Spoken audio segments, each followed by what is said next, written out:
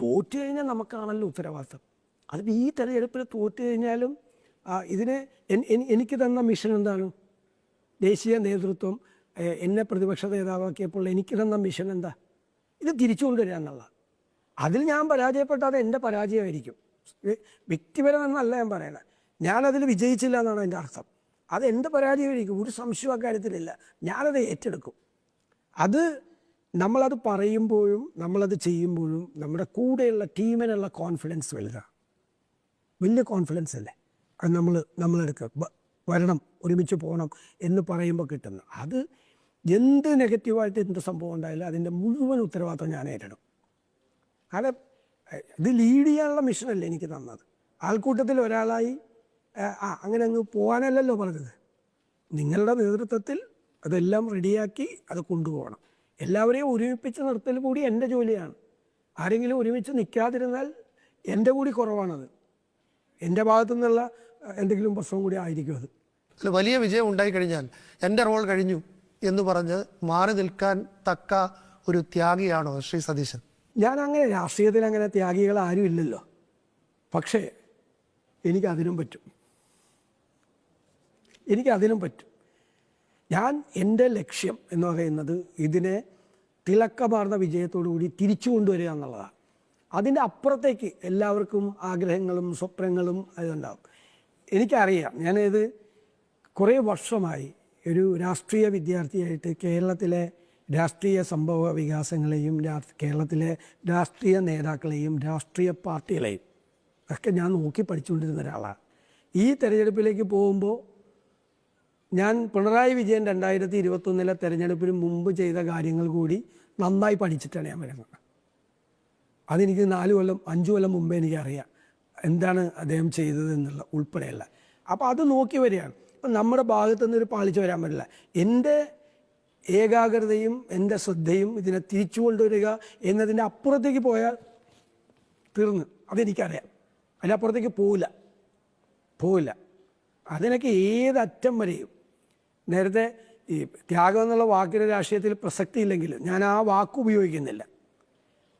ഏത് അറ്റത്തേക്കും പോകാൻ തയ്യാറാണ്, ഏത് ലെവലിലേക്കും, എന്ത് കാര്യം ജയിക്കുക. റിസൾട്ട് വരുന്നതിന് മുമ്പ് ഇങ്ങനെ പറയാൻ ധൈര്യമുണ്ടായ എത്ര പേരുണ്ടായിരുന്നു? നിങ്ങളൊരു കാര്യം ആലോചിച്ച് നോക്കണം. ഇവിടെ 102 എന്ന് പറയുന്ന സതീശൻ പറഞ്ഞ നമ്പറിലേക്ക് എത്തിയപ്പോഴാണല്ലോ ഈ കണ്ട ബഹളങ്ങളൊക്കെ നമ്മൾ കണ്ടത്, അല്ലേ? ഇനി നേരെ മറിച്ച് അതിന് പകരം ഇപ്പോ ഈ ഫിഗർ നേരെ തിരിച്ചൊന്നിടുക. നേരെ തിരിച്ചെന്ന് പറഞ്ഞാൽ 102 LDFന് 35 UDFന് എന്ന് പറഞ്ഞ ഒരു ഫിഗർ, ഒരു നമ്പർ നിങ്ങൾ ഇടുക. ആരെയായിരിക്കും ക്രൂശിക്കുക? ആരെയായിരിക്കും കൊലക്ക് കൊടുക്കുക? ആരെയായിരിക്കും തെറി വിളിക്കുക? ആരെയായിരിക്കും കൂട്ടം കൂടി ആക്രമിക്കുക? ആരെയായിരിക്കുമോ? അത് സതീശനെ മാത്രമായിരിക്കുമായിരുന്നു, അല്ലേ? അപ്പം ഞാൻ ചോദിക്കുന്നത്, വോട്ട് പെട്ടിയിലാകുന്നത് വരെ ഇങ്ങനെ ഒരു വർത്താനം പറയാൻ ഒരുത്തരും ധൈര്യമുണ്ടായിരുന്നില്ല, അല്ലേ? വോട്ട് പെട്ടിയിലാകുന്നത് വരെ എന്നല്ല ഞാൻ പറഞ്ഞത്, മീൻസ് റിസൾട്ട് വരുന്നത് വരെ നിങ്ങളൊന്ന് ആലോചിച്ച് നോക്ക്. 100+ എന്ന് പറഞ്ഞ നേതാവ് സതീശൻ മാത്രാ.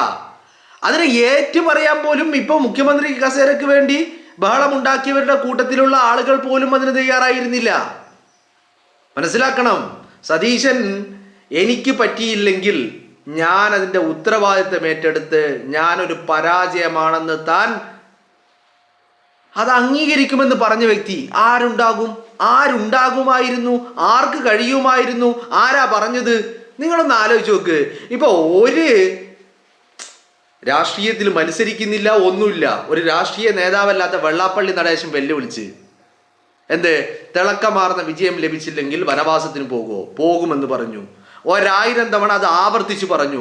പലരും പറഞ്ഞു അങ്ങനെ പറയരുത്, എന്നിട്ടും അയാൾ അത് തന്നെ പറഞ്ഞു, ആവർത്തിച്ചു പറഞ്ഞു. താൻ പരാജയപ്പെട്ടാൽ ഒരു കാര്യം ആലോചിക്കണം. സതീശൻ പറഞ്ഞ് പറവൂരിൽ മാത്രം പരാജയപ്പെട്ടാൽ എന്നല്ല, കേരളത്തിലുടനീളം UDFന് അധികാരത്തിൽ എത്തിക്കാൻ കഴിഞ്ഞില്ലെങ്കിൽ താൻ പോകുമെന്നാ പറഞ്ഞത്.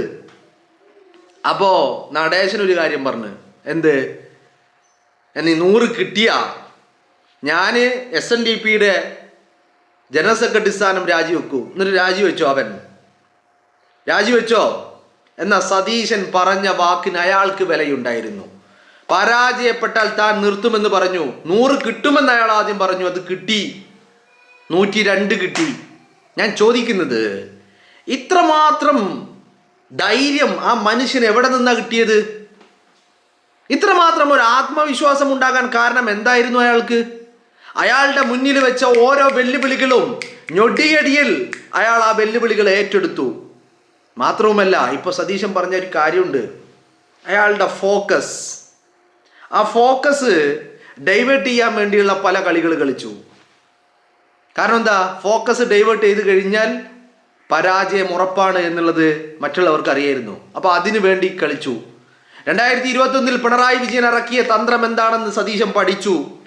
അവിടെ നിന്നാണ് ഫോക്കസ് സെറ്റ് ചെയ്തത് സതീശൻ. ആ ഫോക്കസ് ഡൈവേർട്ട് ചെയ്യാൻ വേണ്ടി കളികൾ കളിച്ചു. വീണില്ല. ചങ്ക് പൊട്ടി അയാൾ തീരുമാനമെടുത്തു, അല്ലേ? ചങ്ക് പൊട്ടി ആ മനുഷ്യൻ തീരുമാനമെടുത്തു. അയാൾ ഡൈവേർട്ട് ചെയ്യാൻ തയ്യാറായിരുന്നില്ല. കാരണം ആ തീരുമാനങ്ങൾ എടുത്തില്ലായിരുന്നുവെങ്കിൽ അയാൾ പ്രതിരോധത്തിലാകുമായിരുന്നു. പ്രതിരോധത്തിലാകാൻ അയാൾ തയ്യാറായില്ല. അയാൾ നിലപാടുകളാണ്. അപ്പം ഞാൻ പറയുന്നത്, ഈ ആത്മധൈര്യം, ഈ ഒരു കോൺഫിഡൻസ് എവിടെ നിന്ന് കിട്ടി? കൃത്യമായിട്ട് താഴെ തട്ടിൽ നിന്ന്, ജനങ്ങൾക്കിടയിൽ ഇറങ്ങി നിന്ന്, ജനങ്ങളുമായി സംവദിച്ച്, ജനങ്ങൾക്ക് മുന്നിൽ ആശയങ്ങൾ വെച്ച്, ജനങ്ങൾക്ക് മുന്നിൽ നിലപാടുകൾ നിലനിർത്തി. അങ്ങനെ ആ മനുഷ്യൻ ആ നിലപാടുകൾ അതുകൊണ്ട് മാറ്റേണ്ടി വന്നിട്ടില്ല. എന്തുകൊണ്ടാ? ജനങ്ങളെ അറിയുന്നത് കൊണ്ട്, ജനങ്ങളുടെ പൾസ് മനസ്സിലാക്കിയത് കൊണ്ട് അയാൾക്ക് നിലപാട് മനസ്സിലാക്കേണ്ടി വന്നില്ല. നിങ്ങളൊന്ന് ആലോചിച്ച് നോക്ക്. ഇപ്പൊ തെരഞ്ഞെടുപ്പിന് മുൻപ് ഞാൻ മുഖ്യമന്ത്രി സ്ഥാനത്തേക്കില്ല, ഞാൻ മത്സരിക്കാനില്ല എന്ന് പറഞ്ഞ ആൾ ഇപ്പോ ആ കസേരക്ക് വേണ്ടി പിടിവലി നടത്തുക. അപ്പോ ആ നിലപാടും സതീശന്റെ നിലപാടും നോക്ക് നിങ്ങൾ. അയാൾ അന്നും പറഞ്ഞു, എനിക്ക് ആഗ്രഹമുണ്ട്, മുഖ്യമന്ത്രി ആകണമെന്ന് ആഗ്രഹമുണ്ട്. ഇന്നും പറയുന്നു അത് തന്നെ. അന്ന് പറഞ്ഞു 100+ കിട്ടും, അത് കിട്ടി.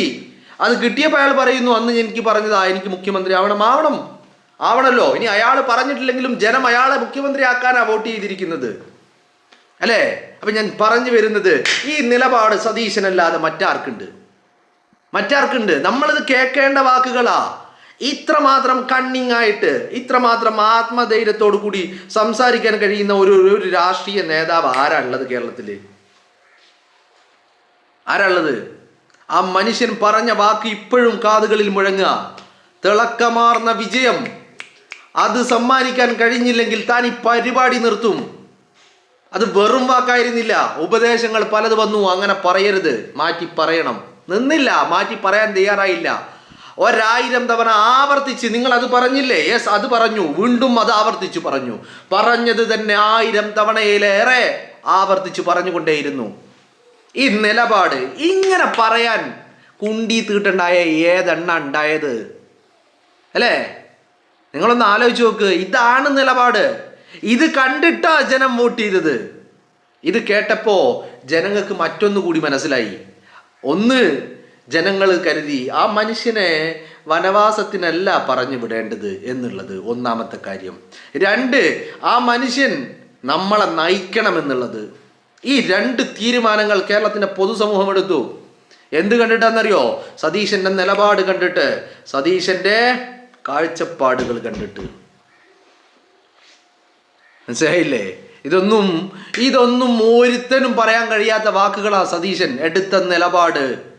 സതീശന്റെ വാക്കുകൾ അത്രമാത്രം മൂർച്ചയേറിയതായിരുന്നു എന്നുള്ളതാ.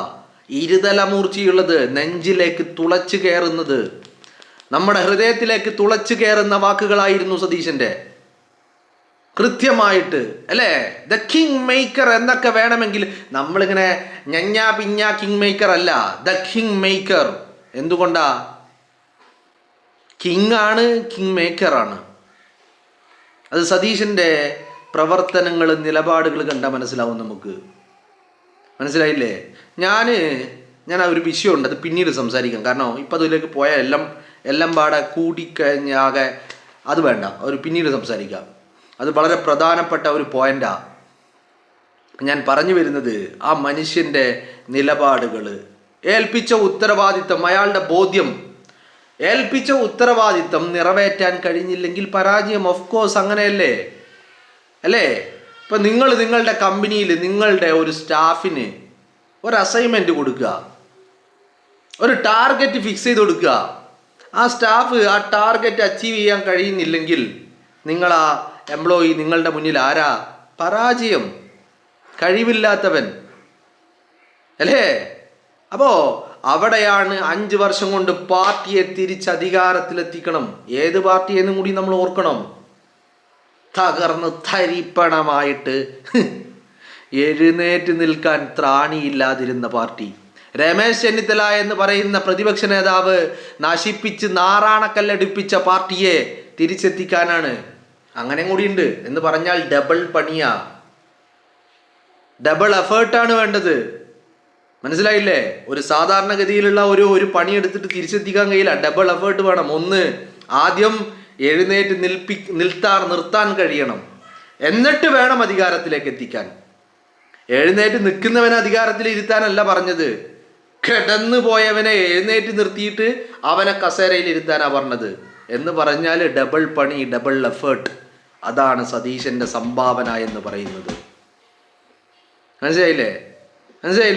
ഇതിനൊക്കെ ഒരുമിപ്പിച്ച് ഏകോപിപ്പിച്ച് അതിൻ്റെ 2025 ജനുവരിയിൽ, ഞാനിപ്പോൾ ഓർക്കുക, 2025 ജനുവരിയിൽ KPCCയുടെ രാഷ്ട്രീയകാര്യ സമിതിയിൽ സതീശൻ മുന്നോട്ട് വെച്ചു 63. കോൺഗ്രസിൻ്റെ MLA-മാരുണ്ടാകേണ്ട നിയമസഭ 63 എണ്ണം. തെരഞ്ഞെടുപ്പ് മെയ് 4 വന്നപ്പോൾ നമ്മൾ കണ്ട ഫിഗർ എന്താ? 63 എണ്ണം കോൺഗ്രസിന്. പണി എന്ന് തുടങ്ങിന പണി 2021 പ്രതിപക്ഷ നേതാവിൻ്റെ കസേരയിൽ ഇരുന്ന ആ സെക്കൻഡ് മുതൽ പണി തുടങ്ങി. പണി എന്ന് പറഞ്ഞാൽ താഴെ തട്ടിൽ നിന്ന് പണി തുടങ്ങി. സതീശൻ വേണമെന്ന് ജനം പറയുന്ന രീതിയിലേക്ക് കാര്യങ്ങൾ മാറി മറിഞ്ഞു. എന്തേ? ഗ്രൂപ്പ് ഉണ്ടാക്കിയിട്ടാണോ? അല്ലല്ലോ, ഒന്നും ഉണ്ടാക്കിയില്ല, ഗ്രൂപ്പ് ഉണ്ടാക്കിയില്ല. പക്ഷെ ജനങ്ങൾക്കിടയിൽ പാർട്ടിയെ ഉണ്ടാക്കി. ആത്മാർത്ഥതയുള്ള നേതാവ്. ആ നേതാവിൻ്റെ പണിയാണ് ഈ മെയ് 4 റിസൾട്ട് എന്ന് പറയുന്നത്. ആ മനുഷ്യനെ മാറ്റി നിർത്താൻ എങ്ങനെയാ സാധിക്കുന്നത്? ആ മനുഷ്യനെ മാറ്റി നിർത്താൻ കഴിയുമോ? എങ്ങനെയാ കഴിയുന്നത്? അതാ ഞാൻ പറഞ്ഞത്. ആ മനുഷ്യൻ പണിയെടുത്തത് മണ്ണറിഞ്ഞ് മണ്ണിനെ തൊട്ട് എന്ന് പറഞ്ഞാൽ താഴെ തട്ടുന്ന് തുടങ്ങിയെന്ന് അതിൻ്റെ അർത്ഥം.